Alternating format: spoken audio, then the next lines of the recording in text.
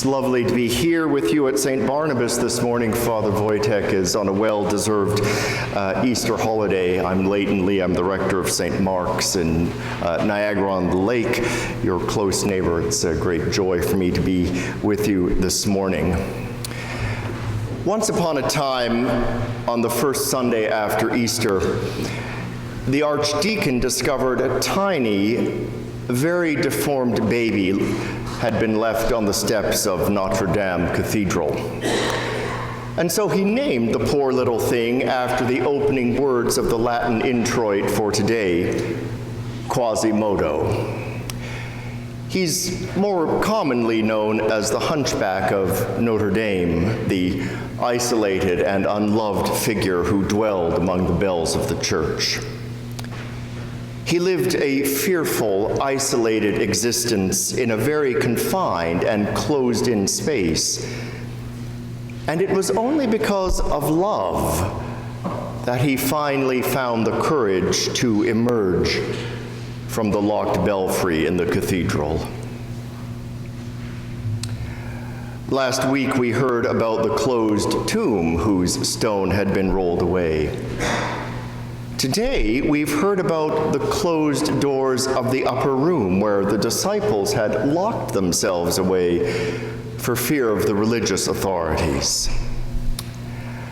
I remind you of both of these things because opening up that which is closed is an essential truth of the Easter story.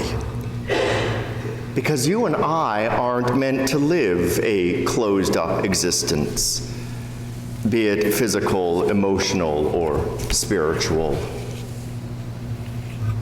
Even our faith can be a closed door, locked tightly against the claims of resurrection.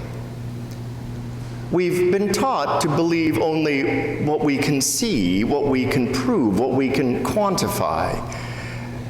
But we can't do any of that where the resurrection is concerned.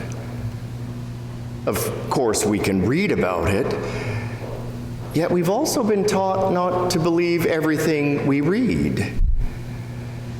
And considering that our best biblical scholars now believe that none of the accounts of the resurrection, neither Paul's nor the evangelists, were written by eyewitnesses, we wonder if even they're reliable. Today's appropriately nicknamed Low Sunday, and perhaps you and I are feeling low, struggling as we do with whether the resurrection is true. We have so many doubts about it, and can't help but wonder if it's yet another instance of fake news. And who can blame us? After all, the resurrection accounts don't meet modern standards of veracity and verifiability, what with all their discrepancies and supernatural appearances.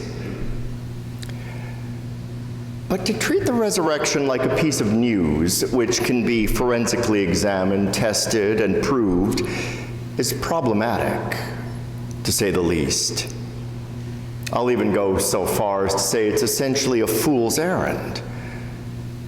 And I say that because the resurrection is not news.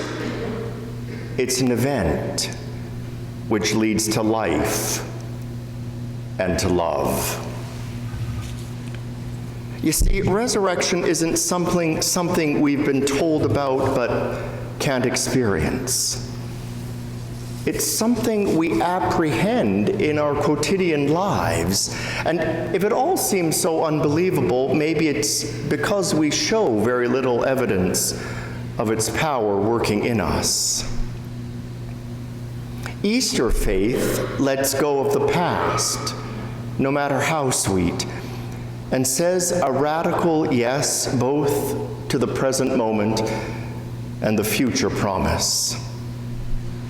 It refuses to succumb to doubt and despair and learns to laugh, even in the face of death. It isn't about going to heaven after we die, but about making this present hell a little more heavenly. More and more I've come to think it's this last one which is the most important. Alas, we've wasted so much time trying to convince folks that the resurrection accounts are reliable when what we should have been doing all along is showing them the power of this event in the here and now and what it means for the future.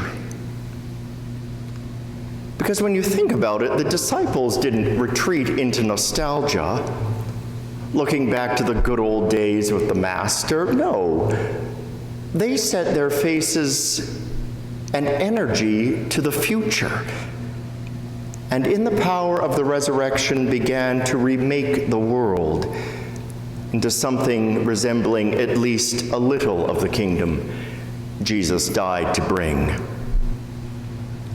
All because resurrection's power unlocked their lives. I've spent much of my life locked up in a room of fear. I bet you have too. My particular locked room was called the closet. The names of your locked rooms are different. Addiction, depression, loneliness, to name but a few. But whatever they're named, love was and is the way out of them. Sometimes love caresses us out of them, and sometimes it yanks us out of them, but however it happens, we can only leave those locked places by its power. Power which is known by human touch. Which is where things get interesting. Isn't it strange that last week Jesus said to Mary, "Do not hold on to me," yet today he says to Thomas, "Reach out your hand and put it in my side"? And then Jesus says, "Have you believed because you have seen me?" Well, yes, actually. How else could it be? We have seen him, and that's why we believe. We've seen him and touched him and taken his life into our own. We've seen what resurrection looks like. After all, we live in an Easter world whose power working in us can do infinitely more than we can ask or imagine. But we must reach out to that power which even now yearns to free us. Because if we truly want to know resurrection, if we want to be drawn out of the locked room into new life which even now beckons with promise, we need to touch love's hand and believe that not even death can break its grip. And that's not just a bit of old news. It's the living truth. Prove it by how you love and live, even in the midst of fear and doubt.